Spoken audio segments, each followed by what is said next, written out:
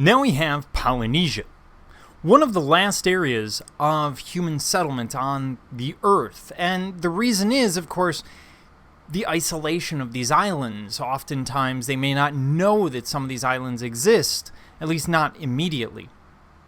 Now, amongst the Polynesian cultures, and this is a very broad term, there's a lot of diversity within the Polynesian cultures, we see generally a highly stratified and very hereditary society. In other words, your dad was king, you're going to be king.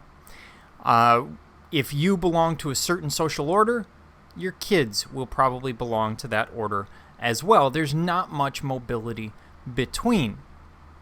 And when we look at the movement through this area, you'll get an idea of why or how late we're talking. So as humans come down into Papua New Guinea about 5,000 years ago, they're going to leave that area, move down towards Fiji, and by the time they get to Tahiti, this is 300 AD. The Romans are coming off their high point at this point.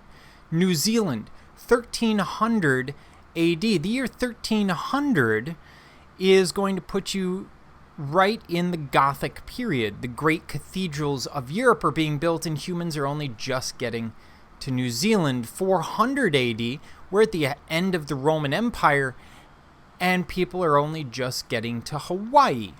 So we see a lot of change or a lot of diversity, and you can see that from these dates. You can also see there are delays in there where from 1500 BC, we're not seeing a lot of movement until 500 BC.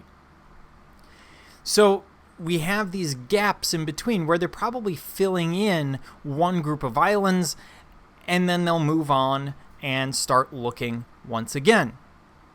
Now, most Polynesian art belongs to the leaders and priests. It's generally used to reinforce their power. Again, these are broad generalizations because we will see a certain amount of diversity here. Often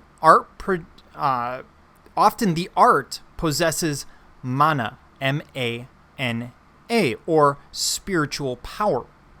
Not unusual. After all, in the Western tradition, we have icons which contain some kind of spiritual power. We have crucifixes, which hold the same power.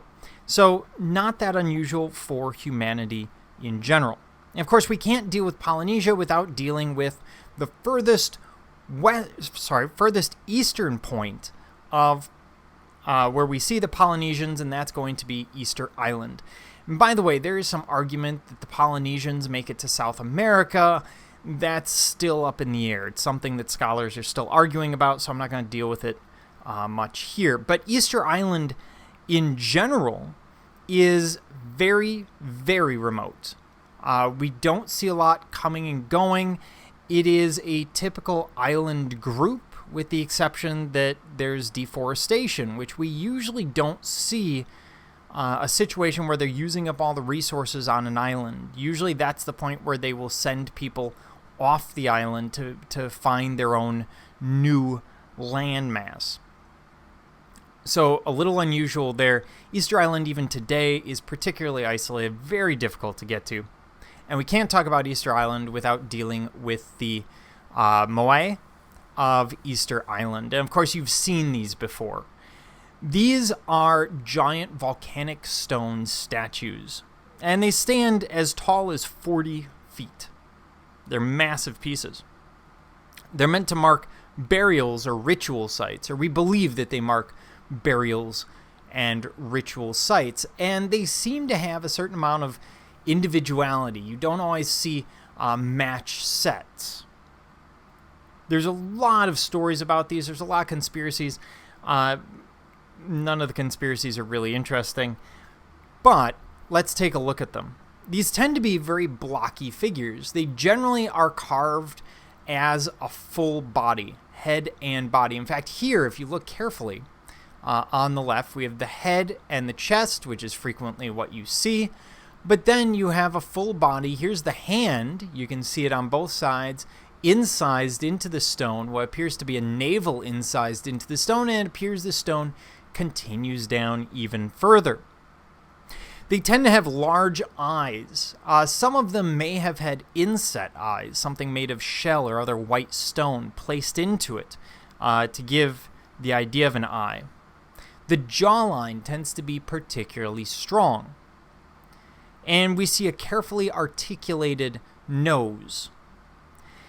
We also see what are called planar, Planar, planar faces. In other words, you can break it down and see a number of flat surfaces as opposed to seeing a very rounded surface, sort of drawing all of those elements together like you would see in a finished sculpture in the European tradition. Some of them are topped with these red stone hats, pukeo, and that's Pukao. Now, we don't actually know what significance those have.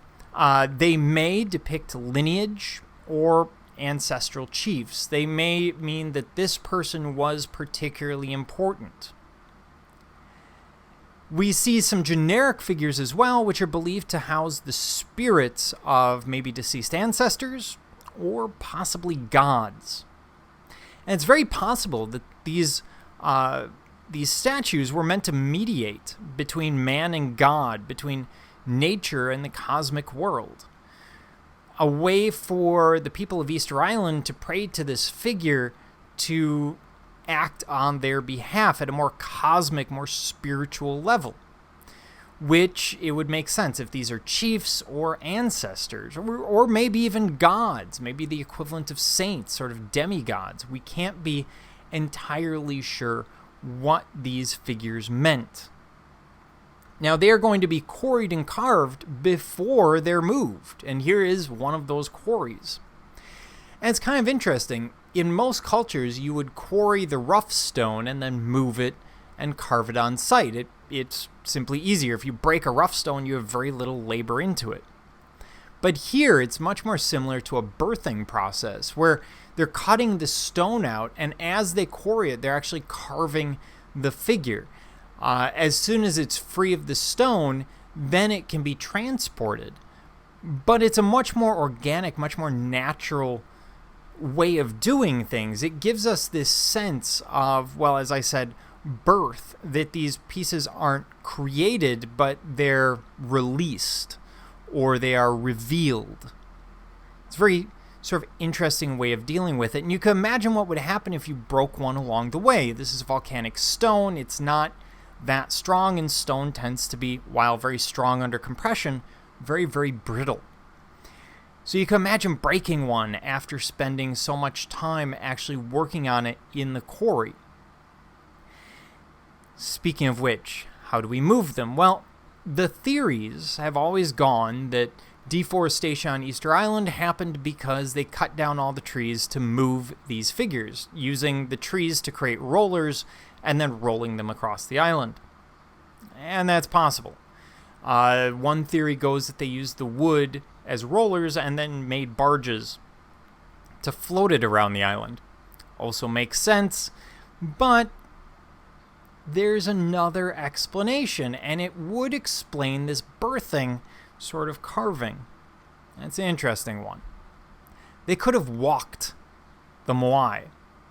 And you've probably done something similar when you moved a refrigerator, especially without any real assistance. Imagine you're moving the fridge in the kitchen, you need to get a mouse under it, or you need to, and I don't know why your computer is anywhere near your refrigerator that your mouse ends up under it, but still.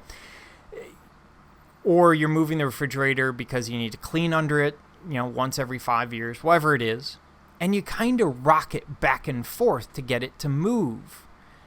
That's exactly what some people are theorizing that they would have done. And you could imagine the sight. If you see this as an intermediary figure already containing the spirit of a chief, an ancestor, or a god, makes perfect sense that they would walk, or seemingly mystically walk, from the quarry to their final site. And this can be done with 3 ropes, simply pulling on the ropes in succession, causing this figure to wobble, and as it does, one side moves over, and then as it puts its weight here, the other side swings over, and you can imagine this simple wobble back and forth. It's going to take time, but from a religious perspective, this creates an incredibly powerful ritual. So there's a lot to these that we theorize about. We don't have a lot of information about them because some of it has been lost due to age. We don't necessarily know why the first ones were created, and we have very little information from the last because of the European missionaries and Europeans coming to the island. This is a really common story throughout Oceania, throughout all of non-Western art. It's not the first time, and it's not the last time we're going to hear it.